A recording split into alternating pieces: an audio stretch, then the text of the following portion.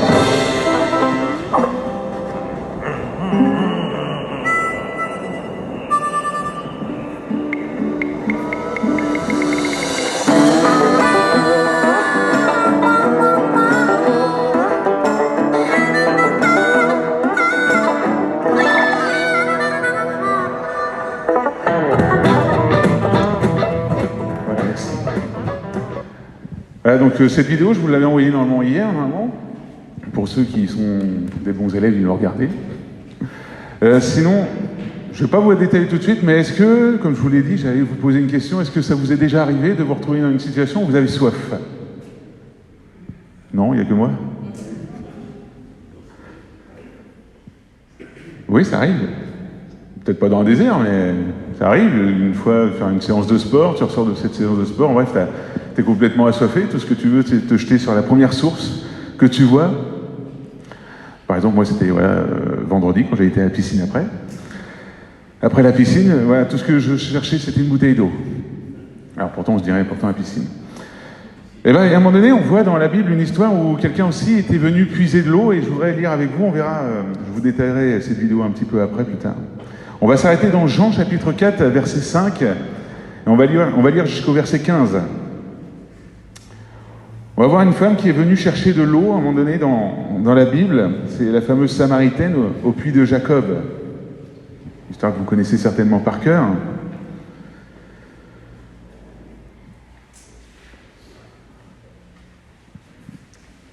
Voilà, au cas où, je poussais encore un peu parce que c'est vrai que je me mets devant vous, mais je vais me mettre là. Il arriva dans une ville de Samarie nommée Sychar, près du champ que Jacob avait donné à Joseph, son fils. Là se trouvait le puits de Jacob.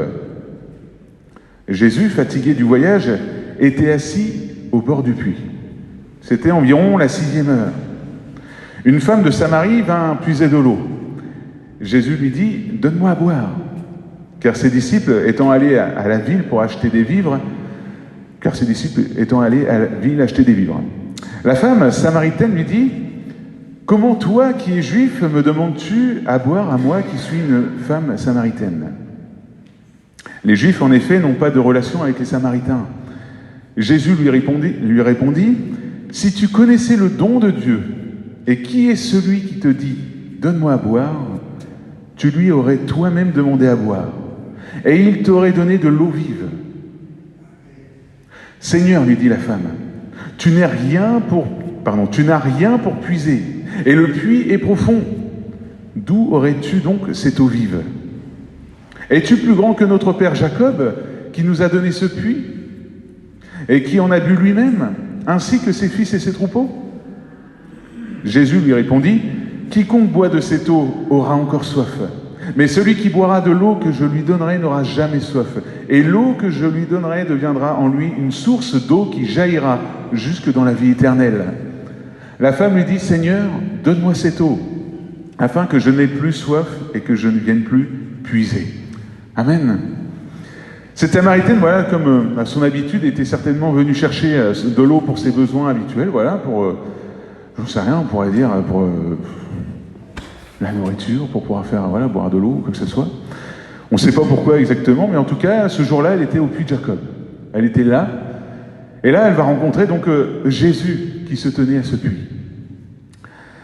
Jésus a parlé à un moment donné dans la Bible du temple. Vous savez, à un moment donné, quand il va dire ce temple, on pourra le détruire, au bout de 3 jours, je le reconstruirai. Ça se trouve dans Jean, chapitre 2, verset 19. Jésus lui répondit, « Détruisez ce temple et en 3 jours, je le relèverai. » Les Juifs dirent, « Il a fallu 46 ans pour bâtir ce temple et toi, en 3 jours, tu le relèveras. » Mais il parlait du temple de son corps. Voilà. Dans un langage spirituel, Jésus donc comparait son corps à un temple. Et il faisait donc référence à son sacrifice à la croix, qui 3 jours après, il allait ressusciter. Et donc de cette comparaison, on va aller dans Ézéchiel, chapitre 47. On garde que cette image, on va la revoir un peu plus tard avec cette femme au puits, mais on garde encore cette image de Jésus qui est un temple. Et en fait, Ézéchiel, quand il va avoir une vision, il va voir une source. Il va voir pas une source, mais il va voir quelque chose, un petit détail, on va juste s'arrêter dessus. Ézéchiel 47, verset 1. Dans sa vision, voilà ce qu'il voit. « Il me ramena vers la porte de la maison, et voici, de l'eau sortait sous le seuil de la maison. » Dans d'autres traductions, il est dit « de l'eau sortait sous le temple. » À l'Orient, car il faisait face à la maison qui était à l'Orient. L'eau descendait sous le côté droit de la maison, au midi de l'autel. Il me conduisit par le chemin de la porte septentrionale, et il me fit faire le tour par dehors, jusqu'à l'extérieur de la porte orientale. Et voici, l'eau coulait du côté droit. Lorsque l'homme s'avança vers l'Orient, il avait dans la main un cordeau. Et il mesura 1000 coudées. Il me fit traverser l'eau, et j'avais de l'eau jusqu'aux chevilles. Il mesura encore 1000 coudées. Il me fit traverser l'eau, et j'avais de l'eau jusqu'aux genoux. Il mesura encore 1000 coudées, et il me fit traverser, et j'avais de l'eau jusqu'aux reins. Il mesura encore 1000 coudées. C'était un torrent que je ne pouvais traverser, car l'eau était si profonde qu'il fallait y nager.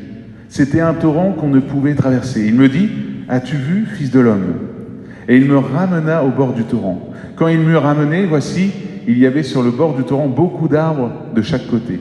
Il me dit, « Cette eau coulera vers le district oriental, descendra dans la plaine et entrera dans la mer. Lorsqu'elle sera jetée dans la mer, les eaux de la mer deviendront saines. Tout être vivant qui se meut vivra partout où le torrent coulera. Il y aura une grande quantité de poissons, car là où cette eau arrivera, les eaux deviendront saines. Et tout vivra partout où parviendra le torrent. Des pêcheurs se tiendront sur ses bords depuis En-Gedi et jusqu'en Englaïm. On étendra les filets. Il y aura des poissons de diverses espèces, comme les poissons de la grande mer, et ils seront très nombreux. Ces marais et ces fosses ne seront point assainis, ils seront abandonnés au sel. Sur le torrent, sur ses bords, de chaque côté, croîtront toutes sortes d'arbres fruitiers. Leur feuillage ne se flétrira point, et leurs fruits n'auront point de fin. Ils mûriront tous les mois, parce que les eaux sortiront du sanctuaire, leurs fruits serviront de nourriture et leurs feuilles de remède. Ce texte d'Ézéchiel nous permet de voir spirituellement Jésus comme le temple. Et de ce temple, découle une source. Pas juste une source d'eau fraîche, une source qui donne la vie. Une source qui rafraîchit, qui permet même aux arbres qui sont juste sur le bord du torrent de porter des fruits tous les mois. Spirituellement, ce texte est en train de vraiment parler de Jésus, puisque Jésus a bien comparé il s'est bien comparé au temple en disant « Je suis le temple ». On sait que Christ est la tête du temple, il est la tête de l'Église. Et de ce temple coule la source d'eau vive. On va s'arrêter un peu plus sur un autre détail. Je vais faire une parenthèse qui est importante pour nous. C'est de la vision d'Ézéchiel. À un moment donné, on a lu ensemble que plus la personne qui mesurait les 1000 coudées, il fallait traverser l'eau. Donc ça veut dire que plus il traversait l'eau, plus l'eau montait. Ça arrivait à ses chevilles, ça arrivait à ses genoux, ça arrivait à ses reins. Et à un moment donné, ce fleuve était tellement profond qu'il fallait y nager. Et il ne pouvait pas aller traverser plus loin, Ézéchiel. Cela nous parle de notre relation avec Jésus. Plus nous entretenons cette relation dans la prière, plus nous entretenons cette relation avec la parole de Dieu, plus nous expérimentons la relation avec Jésus, plus cette relation nous rafraîchit, plus nous nous enfonçons dans le fleuve que Christ est pour nous. Plus nous prenons du temps avec Dieu, plus nous enfonçons dans le fleuve. Alors c'est là que je veux m'arrêter parce que c'est un point important. Il y a certaines personnes qui malheureusement, avec ce fleuve qu'est Jésus, ne font que de tremper les pieds. Ils ne vont pas plus loin avec Jésus. Ils pourraient bénéficier d'une grande bénédiction, de pouvoir être rafraîchis jusqu'au plus profond de leur âme, rafraîchis dans leur cœur, rafraîchis complètement, guéris, où là Jésus redonne la vie. Mais non, tout ce qu'il veut, c'est juste se tremper les pieds. Ils ont ce fleuve en face d'eux, qu'est Jésus. Et pourtant, avec Jésus, ils prennent que 5-10% de ce qu'ils peuvent avoir, alors qu'ils pourraient avoir infiniment plus.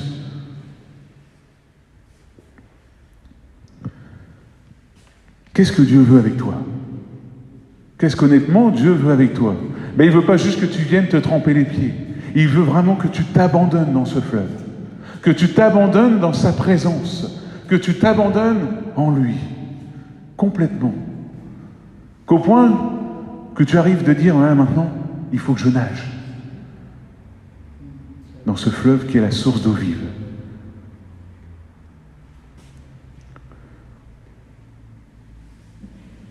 Peut-être que tu te laisses prendre par plusieurs choses dans ta vie, que ce soit le travail, la famille, les loisirs. Il y a peut-être, tu as un emploi du temps peut-être de folie, qu'on peut dire, qui ne te permet pas de prendre autant de temps avec Dieu qu'il faudrait.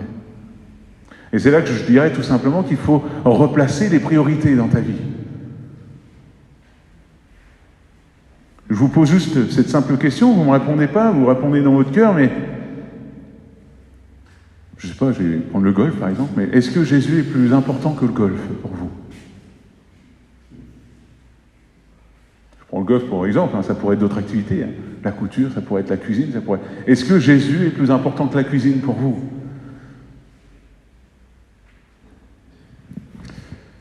Moi honnêtement, quand on compare ça, si on mettrait une balance, si vous mettez Jésus à côté de la balance, toutes les autres activités ne servent à rien. Parce que Jésus, lui, il n'amène pas c'est pas que de belles paroles, il amène la vie, il amène une vie spirituelle. C'est une vie où tu sais que quand tu vas vivre cette vie aujourd'hui, la vie que tu es en train de vivre, tu sais que tu ne la vis pas pour rien, parce que tu sais qu'une autre vie commencera quand tu mourras, quand tu quitteras cette terre. Maintenant, c'est à toi de replacer les priorités dans ta vie. Est-ce que, pour toi, c'est important de chercher Jésus? Ne fais pas que de tremper les pieds avec Jésus. Ne fais pas que d'aller au bord de l'eau avec Jésus. Va plus loin dans cette relation. Trempe-toi entièrement dans ces fleuves qui donnent la vie.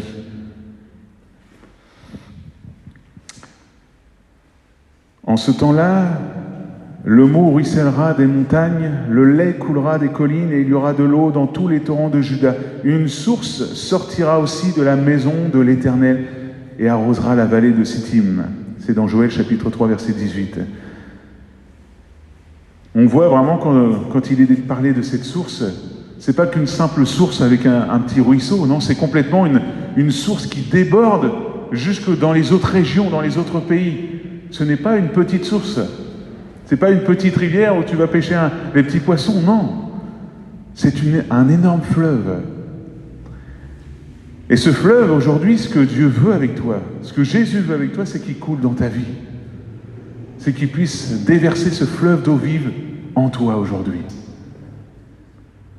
Mais si tu ne prends pas le temps avec Jésus, si tu n'entretiens pas cette relation avec Jésus, si tu ne te, permettez-moi d'utiliser cette image, mais si tu ne te baignes pas dans ce fleuve d'eau vive, tu t'assécheras. Tu mourras de soif. Et donc du coup, tu vas commencer à chercher, forcément, comme je vous l'ai dit, quand je suis revenu de la piscine cette semaine, la première bouteille d'eau qui est venue, je me suis jeté dessus. Et quand on a soif, forcément, on cherche l'eau. On cherche pour pouvoir s'abreuver.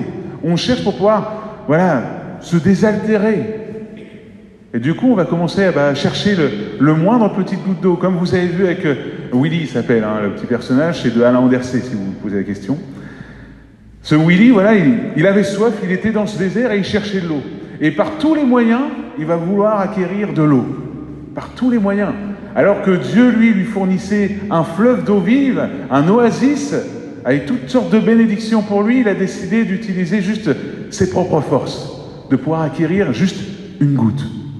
Alors qu'il aurait pu avoir bien plus avec Dieu. S'il avait seulement écouté Dieu, s'il avait entretenu sa relation avec Dieu. Et je reviens à cette image, donc cette femme samaritaine qui est venue puiser de l'eau, qu'on a lu au début. On voit qu'elle est venue chercher de l'eau, certainement elle avait soif aussi, cette femme.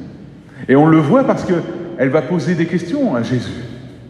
Elle va même poser des questions en disant, mais dans quel endroit où on doit adorer Dieu? Quel est l'endroit? On voyait qu'elle avait une soif spirituelle qui était là. Quel était le vrai endroit où on devait aller adorer Dieu? Et puis là, Jésus va faire cette formidable réponse en disant, mais il ne faut pas s'arrêter à l'endroit. Qu'importe où tu es, tu peux avoir cette relation avec Dieu.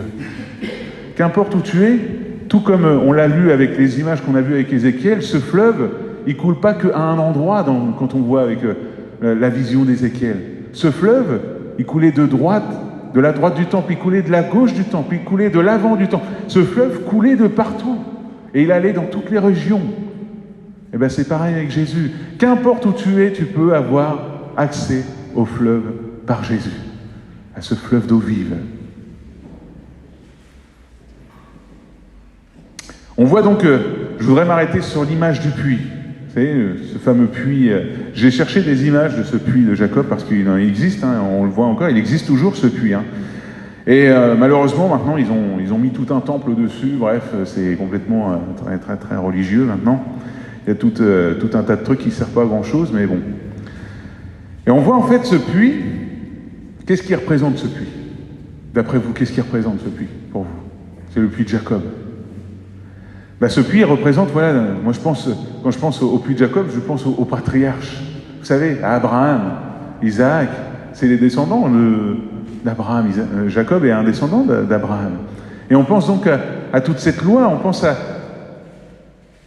à tout ce qui avait été institué par ces patriarches de ce temps-là. Parce qu'il y a des choses qu'il fallait respecter de leur temps. Ça venait d'Abraham, il ne fallait pas y toucher. Et donc, en fait, ce puits, quand je lis ce texte, ce puits me fait penser à la religion. Qu'est-ce qu'on doit faire quand on va à un puits? Je ne sais pas. J'ai puisé une fois dans ma vie, mais pas plus que ça. Tu dois prendre un seau, tu dois le mettre dedans, qu'il soit raccordé à la corde, bien sûr, parce que sinon, pour aller le rechercher. Tu dois mouliner pour pouvoir remonter et enfin avoir un peu d'eau. C'est exactement ce qu'est la religion. La religion, tu dois faire tous tes efforts. Tu dois suivre une série de règles, te priver de tout un tas de trucs pour juste avoir une petite bénédiction. Qui en plus, il faudra revenir chercher de l'eau. Et c'est exactement ce que Jésus dit à cette femme. En disant, quand tu viendras prendre cette eau, tu vas devoir y revenir en fait. Parce que cette eau, elle ne va pas te désaltérer spirituellement. Je pense qu'il y a y retourner cette eau, forcément. Donc, physiquement, on a tous besoin d'eau. Mais là, Jésus parlait d'un point de vue spirituel. Si on continue de chercher dans la voie religieuse, si on continue de dire, Seigneur, avec toi, si j'ai juste à suivre un tas de règles, à dire, si je fais ça, je vais avoir ça. Si je fais ci, je vais avoir ci avec toi, Seigneur. Je sais que si je me comporte bien, Seigneur, toi, tu vas le voir et tu vas me bénir. Mais ça ne marche pas comme ça avec Dieu. Parce que ça, c'est le mérite. Ça, c'est le mérite. Et on sait qu'avec Dieu, c'est pas un Dieu de mérite. C'est un Dieu de grâce.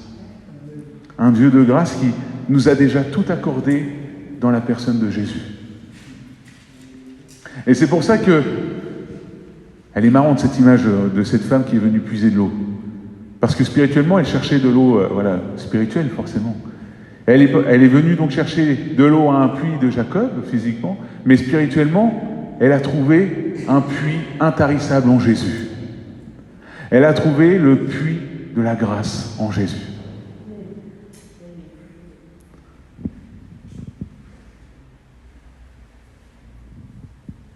Ne cherche pas, tout comme ce Willy, on a vu, à faire tous tes efforts pour obtenir qu'une petite goutte spirituelle. Parce que par Jésus-Christ, on a déjà tout ce qu'il nous faut. Par Jésus, on a toutes les bénédictions qu'il nous faut. Où est-ce que tu cherches aujourd'hui? Où est-ce que tu cherches? Est-ce que tu es en train de faire tous tes efforts pour obtenir une bénédiction? Est-ce que, d'après toi, tu es en train de te dire, si je me comporte bien comme si je suis gentil, si un jour Louis de Funès disait, il suffit pour un homme d'avoir un cœur bon. C'est bien d'être bon, c'est pas mauvais, je ne vais pas vous le reprocher, mais ça ne suffit pas avec Dieu. Ce que Jésus veut, c'est qu'on ait un cœur transformé, un cœur complètement changé.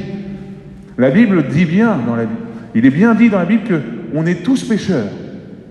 On est tous pécheurs, il n'y a pas un seul juste. Et on sait que du coup, quand on sait qu'on est tous pécheurs, on sait qu'on est perdu. On sait qu'en tant que pécheur, on est perdu. On va en enfer. Mais heureusement, la bonne nouvelle, elle est là. La bonne nouvelle de la grâce en Jésus-Christ. Que Jésus est venu pour transformer ton cœur, te donner une vie nouvelle, un cœur nouveau, te donner la vie éternelle. Mais cela, tu ne la trouveras pas dans la religion. Tu ne la trouveras pas en suivant un tas de règles, en disant, voilà, si j'ai été un bon monsieur ou une bonne madame, là, c'est bon, je vais être sauvé. On ira tous au paradis, c'est complètement faux, vous savez. Ouais, je le dis quand même, je pense que vous le savez, mais je le dis quand même. Ça, c'est ce que le diable veut faire croire. De dire, mais t'inquiète pas, tu peux faire tout ce que tu veux. Tant que t'es bon, c'est bon. Tant que t'es bon, Dieu, il ne peut pas punir quelqu'un qui est bon. Mais ça ne marche pas comme ça, vu que à quoi servirait le sacrifice de Jésus-Christ si c'était ça? Pourquoi Jésus serait venu prendre nos péchés sur cette croix? S'il suffisait d'être bon, d'être gentil. Et en plus, ça serait injuste de la part de Dieu. Parce qu'il suffirait que quelqu'un se comporte n'importe comment, voilà, il devient milliardaire, et puis quand il voit que sa fin arrive, tiens, je vais donner 2 ou 3 millions aux pauvres, comme ça j'ai été un bon monsieur. Vous avez vu, ça serait injuste. Dieu veut une transformation de cœur. Et cela se passe par Jésus. Jésus peut te donner un cœur nouveau, un esprit nouveau, un cœur disposé. Jésus peut te donner cette vie éternelle. Et pour prendre encore cette image, Jésus veut te donner l'eau de la vie éternelle. Et c'est en Jésus seul que tu peux puiser cela. Sadhguru Sundar Singh dira un jour, depuis les temps immémoriaux, depuis longtemps les hommes ont étanché leur soif avec de l'eau sans rien savoir de sa composition chimique.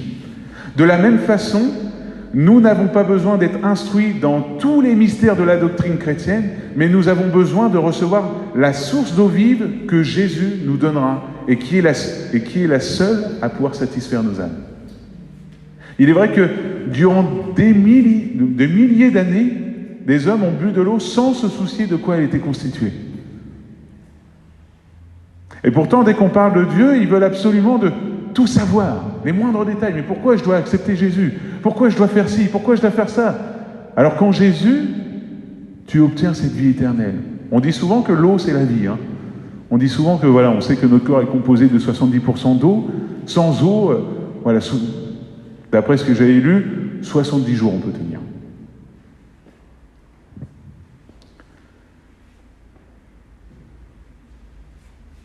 Depuis des milliers d'années, on a bu de l'eau sans se poser la question de dire de quoi elle était constituée. On savait juste que cette eau, elle donne la vie, donc on la boit. On continue de la boire parce que c'est bon pour nous.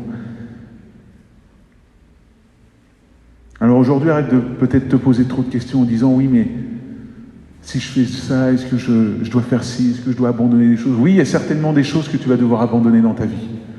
Des choses qui sont mauvaises pour toi parce que Dieu sait ce qui est bon et Dieu sait ce qui est mauvais pour toi. C'est pas pour ton mal qu'il va te dire d'abandonner des choses. Vous avez vu avec Willy, il a mis des obstacles, il mettait des barrières, et qu'importe ça, il voulait pas écouter, il les sautait ces obstacles. Mais c'était pas pour son malheur. C'était parce que Dieu avait quelque chose de bien plus grand pour lui, bien plus précieux pour lui. Et pourtant, il a refusé d'écouter parce que il était obstiné, il voulait absolument acquérir ça par son mérite. Il voulait mériter sa goutte d'eau. Alors que Jésus a déjà tout donné. Tout gratuitement.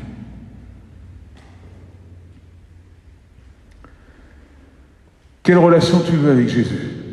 Est-ce que tu veux une relation basée sur la religion, en disant voilà, je vais suivre une série de règles? Ou est-ce que tu veux une relation où Jésus t'a déjà tout donné, tu as accès à toutes les bénédictions et tout ce que tu as à faire, c'est venir à Jésus. Te plonger dans le fleuve. Accepter Jésus dans ta vie. Demander pardon pour tes péchés. Et changer. Est-ce que tu veux une vie religieuse ou une relation de grâce? Ça, c'est à toi de choisir aujourd'hui. C'est à toi de te poser la bonne question en disant, soit tu continues, puis malheureusement tu te perds parce que c'est pas ce que Dieu veut avec toi. Il veut pas d'une religion avec toi. Ce qu'il veut, c'est d'une relation avec toi. Donc soit tu continues dans cette religion, puis malheureusement tu vas vers l'enfer, ou soit tu acceptes Jésus et tu changes. Tu laisses Jésus te changer, transformer ton cœur, te donner la vie éternelle. On parle souvent, vous savez, on parle souvent de désert quand on passe par des moments difficiles. Vous avez déjà eu cette image, je pense, même par moi, je pense. On parle souvent que quand on passe des moments difficiles, on traverse un désert spirituel, on traverse des... On va voir un moment difficile qu'ont traversé les Hébreux dans Exode chapitre 17. On va lire que 7 versets, versets 1 à 7. Exode chapitre 17, versets 1 à 7.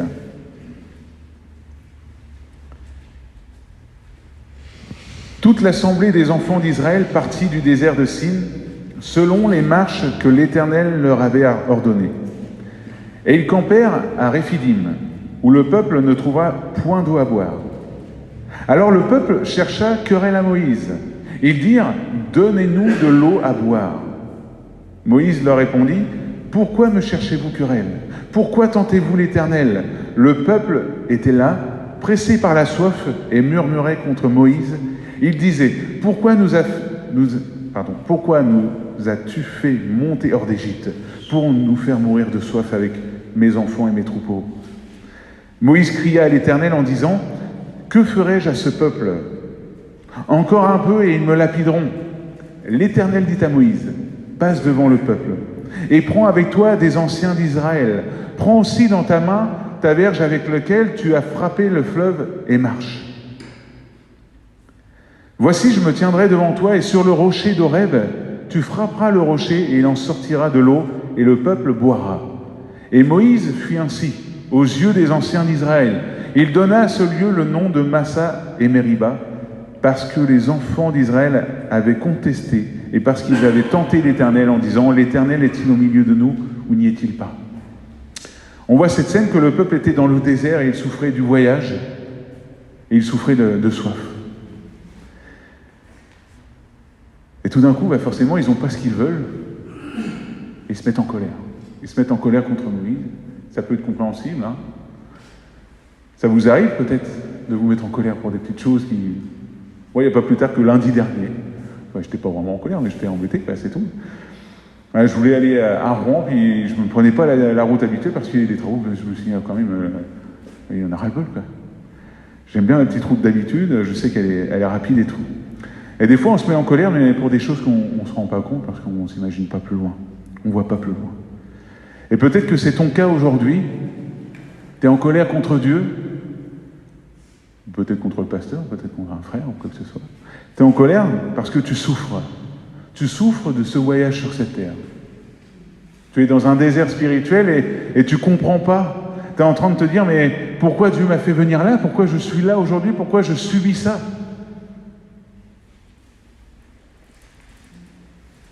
Et peut-être que tu cherches aussi plein de choses pour combler ton cœur, pour combler le manque d'eau que tu as aujourd'hui, dans ce désert. Mais rien n'y fait, la soif est toujours là, tu es toujours en colère, tu es toujours dans ce moment où tu te dis, mais quand est-ce que Dieu va agir? Alors on sait très bien que le seul qui peut combler cette soif, c'est Jésus. On sait très bien que Jésus te donne la vie éternelle par cette eau, cette source. Le seul qui peut ranimer ton cœur aujourd'hui, qui peut rafraîchir ton être, c'est Jésus dans ton désert. Toi qui es peut-être en colère aujourd'hui, le seul qui peut apaiser ton cœur, c'est Jésus. Mais si tu ne vas pas à la source, comment tu pourras obtenir cette eau? Si tu ne vas pas à la source qu'est Jésus, si tu ne prends pas du temps dans la prière, oui, ça demande du temps. Ça va demander du temps de ton emploi du temps. C'est pas juste en te trempant les pieds en disant ouais, je reste 5 minutes puis après. Non, il faut prendre du temps avec Jésus parce qu'il ne faut pas faire que de parler, de déliter ta liste de prières. Tu pries, tu demandes Seigneur, aide-moi à comprendre ta parole. Tu prends ce temps avec la parole. Tu laisses Dieu te parler. Tu médites cette parole. Tu laisses Dieu aussi approfondir ce qu'il veut te dire à ton cœur. Et tu reprends un autre temps pour prier, pour vraiment te mettre à l'écoute de Dieu. Te dire Seigneur, parce que je sais que je veux te remettre peut-être, voilà, si tu le fais, moi j'aime bien le faire le matin, ce temps avec Dieu. Parce que je veux remettre toute la journée entre les mains de Dieu. Me dire Seigneur, je sais que tu ne parles pas qu'à un moment donné, tu parles aussi tout le long de la journée. Mais il faut prendre ce temps. Il y a peut-être des choses dans ta vie que tu vas peut-être devoir abandonner parce que tu vas devoir mettre Dieu en premier dans ta vie. Et si tu ne mets pas Dieu en premier dans ta vie, eh bien forcément, il te manquera de l'eau. Spirituellement, tu vas commencer à avoir soif si tu ne prends pas ce temps avec Dieu.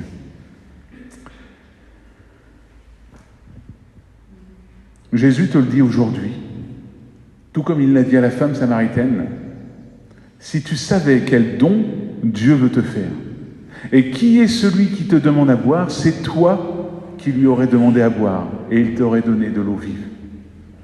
C'est ce que Jésus te dit aujourd'hui. Si tu savais quel don Dieu veut te faire, le don de la vie éternelle. Dieu veut te donner la vie éternelle. C'est un sacré cadeau. Je ne sais pas pour vous, mais... Et on voit bien dans cette phrase qu'il y a quelque chose, c'est toi qui lui aurais demandé à boire. Dans ton désert, dans ce moment-là, Dieu veut te rafraîchir. Tout comme ce peuple, quand ils ont demandé à boire, quand ils ont commencé à quereller à Moïse, Moïse forcément s'est tourné vers Dieu, et Dieu a donné une source d'eau vive pour eux, afin qu'ils puissent s'abreuver. Dans ton désert, Dieu peut créer une source pour que tu puisses te désaltérer. Dans ton désert spirituel, là où tu es, Dieu peut te donner un temps de rafraîchissement.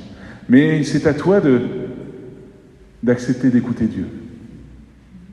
C'est à toi de demander à Dieu, Seigneur, donne-moi de l'eau vive. Ravive mon âme, Seigneur. Rafraîchis mon âme par ton eau, Jésus. Remplis-moi de ton Saint-Esprit. Parce que oui, dans la Bible, le Saint-Esprit est comparé à de l'eau aussi. Celui qui croit en moi, des fleuves d'eau vive couleront de son sein, comme dit l'Écriture. Il dit cela de l'Esprit que devaient recevoir ceux qui croiraient en lui. Car l'Esprit n'était pas encore, parce que Jésus n'avait pas encore été glorifié.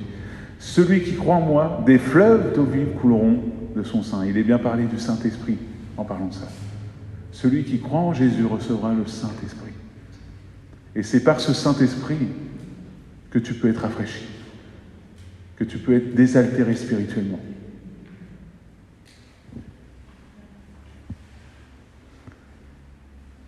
Et ce qui est étonnant, c'est que quand on reçoit le Saint-Esprit, on devient nous-mêmes une source d'eau vive. Pas pour nous, du coup, mais pour son prochain, pour les autres. Pour que quand les autres puissent venir nous côtoyer, puissent eux-mêmes trouver de l'eau vive, puissent trouver cette eau que Jésus donne.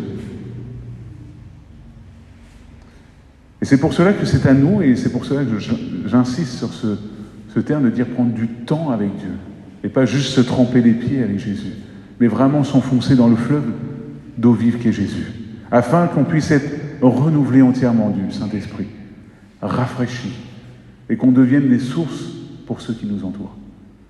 Des sources où quand les personnes viennent te voir en disant « ça me fait du bien d'être avec toi ». Une sœur catholique dira, elle s'appelle sœur Emmanuel, en tout cas il l'appelait comme ça, dira un jour « Les gens me disent que je suis formidable, que j'aime tout le monde, mais ce n'est pas moi qui suis formidable. Je bois à une source qui l'est, ça oui, et cette source, j'y bois par la prière. » C'est ce que dira cette catholique, cette sœur catholique. Cette source, j'y bois par la prière. Cherchons, en tant que chrétiens, à être renouvelés du Saint-Esprit, en prenant du temps avec Jésus. Pas en nous baignant que les pieds, mais en rentrant dans le fleuve de la présence de Dieu, en étant renouvelés par le fleuve d'amour de Dieu, en étant rafraîchis. Peut-être qu'aujourd'hui, tu traverses donc des temps de sécheresse, des temps spirituellement durs, dans le désert. C'est uniquement peut-être parce que tu ne prends pas assez de temps avec Dieu. Il faut que tu ailles plus loin dans ce fleuve. Il faut que tu ailles plus loin avec Dieu. Que tu laisses Dieu t'inonder. Pour conclure, il n'existe aucune autre source spirituelle que Jésus. Il y en a qui vont le chercher à travers Bouddha, il y en a qui vont le chercher à travers la nature, en câlinant des arbres, en essayant peut-être d'aller dans des rivières pour faire tout un tas de rituels, mais la seule source d'eau qui peut te donner la vie, c'est Jésus. Il n'existe aucune autre source qui spirituellement peut te donner la vie. Et tu pourras chercher. Tu peux peut-être faire ta propre expérience, chercher, le voir par toi-même. Mais tu verras que ton cœur sera toujours vide si tu n'acceptes pas Jésus dans ta vie. Quelqu'un dira, j'aime beaucoup cette expression, je la dis assez souvent, l'homme a dans le cœur un vide en forme de Dieu. Et seul Dieu peut le combler, seul Jésus peut le combler. Jésus veut te donner gratuitement cette eau de la vie. Il ne cherche pas à ce que tu fasses tout un tas de trucs, que tu payes, que tu donnes autant d'argent. Non, c'est pas ce qu'il cherche. Le prix a déjà été payé. C'était le prix de son Fils, Jésus-Christ, à la croix. Le prix de la croix a été payé pour toi. Le prix est payé. Tu peux obtenir le pardon de tes péchés par Jésus. Tu peux obtenir aussi, dans ton moment de désert spirituel, un rafraîchissement par le Saint-Esprit. Et là, c'est à nous de prendre du temps à la recherche du Saint-Esprit, de dire « Seigneur, renouvelle-moi, rafraîchis mon âme, remplis-moi de ton Saint-Esprit ». Donc cherchons à être renouvelés, cherchons à marcher par la foi, de dire « Seigneur, je crois que cette eau, tu me la donnes. Cette eau, tu me la donnes. » Amen. On prie ensemble. Seigneur, il est vrai que qu'importe ce qu'on peut faire dans ce monde, qu'importe ce qu'on peut aller ou qu'importe, Seigneur, ce qu'on peut faire vraiment. Toi seul, tu restes la source de la vie éternelle. C'est en toi seul qu'on peut trouver la paix, la joie, l'amour. C'est en toi seul qu'on peut trouver tout ce que l'homme a besoin. C'est toi qui sais combler nos cœurs. Toi seul es capable de guérir nos blessures. Toi seul es capable de nous donner un cœur nouveau, un esprit nouveau. Seigneur, s'il te plaît, je te demande de venir rafraîchir ton Église, de venir faire venir ton eau vive, Seigneur, afin qu'on puisse être rafraîchi dans nos temps déserts. Peut-être que quelqu'un aujourd'hui traverse un désert, un frère ou une sœur qui est là, qui est peut-être en colère contre toi, Seigneur. Pose ta main sur cette personne, viens la rafraîchir de ton eau de l'esprit. Qu'elle puisse, Seigneur, te sentir là tout proche d'elle, qu'elle puisse être renouvelée au plus profond d'elle, et qu'elle puisse aller plus loin dans ce fleuve que tu es, Jésus. C'est ce que l'on veut avec toi, Seigneur, aller plus loin avec toi dans cette relation, aller plus profond, Seigneur, dans ce fleuve, nous laisser changer, nous laisser transformer par toi, par cette eau vive Alors Seigneur, je te remets mes frères et sœurs entre tes mains. Merci encore de venir, par ton Saint-Esprit, souffler sur eux. Par ton Saint-Esprit, les combler, les renouveler au plus profond de leur être, les renouveler dans leurs pensées, dans leur cœur, dans leur être entier. Merci encore de venir les renouveler, peut-être physiquement aussi, Jésus, parce que oui, physiquement, tu agis aussi. Merci de poser ta main sur le corps de quelqu'un qui peut être malade aujourd'hui ou affaibli. Merci de venir renouveler et guérir, relever, encourager, délivrer, Père. Parce que toi, tu n'as pas changé, comme je le disais tout à l'heure. Tu es toujours le même. Ce que tu as fait hier, tu es capable de le faire encore aujourd'hui. Ce que tu as fait dans nos vies, tu es capable de le faire dans la vie des autres. Seigneur, fais de nous des sources spirituelles afin que ceux qui nous entourent puissent trouver cette eau de la vie. Merci, Jésus, de faire découler cette eau vive en nous. À toi seul la gloire. Merci encore de venir fortifier mes frères et sœurs et de les encourager par ta parole. Merci dans le nom de Jésus. Amen.